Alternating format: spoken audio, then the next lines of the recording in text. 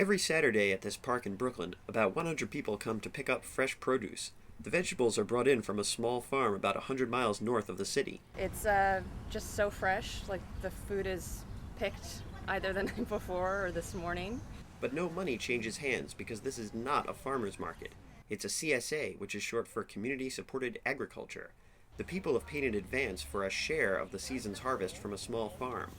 You come to a distribution point, you pick up your share, which could be 5 radishes, 2 heads of lettuce, 3 pounds of tomatoes, 10 zucchinis, and 10 leaves of Swiss chard for 1 week. Food contamination scares and a greater awareness about carbon emissions are making people think about where exactly their food comes from. There are now about 2,000 of these farm co-ops nationwide, and the number is growing rapidly. New York City alone has more than 60. Greg Bellows and his wife Miriam organized this CSA last year. They got some neighbors together, then found a willing farmer upstate with the help of a local group that promotes CSAs. I've never had fresher food in my life. I've lived in a city my whole life. This is my first exposure to really being that close to what I eat. Usually buying organic food is more expensive, but that's not necessarily the case with CSAs, especially with high gas prices contributing to higher costs for food that's shipped in from hundreds or even thousands of miles away. Our farm share costs about $400 for the season, which is about 22 weeks.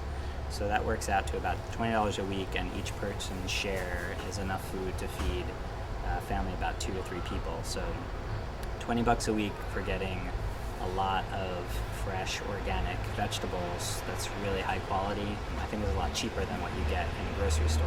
In fact, later in the season we get heirloom tomatoes that you could get at Union Square Market for maybe $3-4 a tomato, and we get like 5 or 6 of them plus 6 or 7 different other things that week. It's also a good deal for the farmers who get investors to share the risks of farming, plus capital up front for buying things like seeds and equipment. And that money put up in the spring gave us the money to actually buy a used tractor so that we could get that season together. The selection members get every week changes throughout the season, which runs from June to October. It can mean less flexibility with cooking, or an opportunity, depending on how you look at it. You have to adjust maybe your cooking style from the find a recipe and then get the ingredients for it to get the ingredients and then figure out a recipe for it. But works out, people like it. So they're picking things when they're ripe, and it's not having to travel really far. And so you know that you're getting fresh, ripe tomatoes as opposed to kind of green tomatoes that have been trucked around a lot. It tends to taste really, really good. I think last year we had maybe 4 weeks where we had garlic scapes, and that creates a lot of creativity in your cooking. There's a lot of discussion. People exchange recipes, which also is part of the community aspect of it.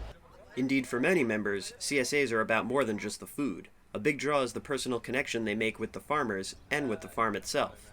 When they truck it in, you meet the farmer, one of the farmers that grows the food, so you know exactly where it's coming from. You can ask questions.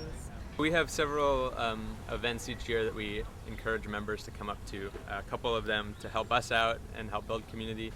We'll do our onion transplanting together with members. We have tens of thousands of onion seedlings to transplant, and so it's really great to have lots and lots of hands helping with that project. Members also get to connect with each other.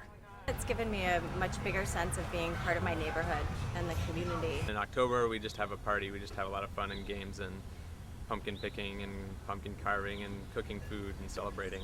You see them every week, you see the same people, you get to know their kids. In the beginning we start out as strangers, and by the end I would say we're like a community family.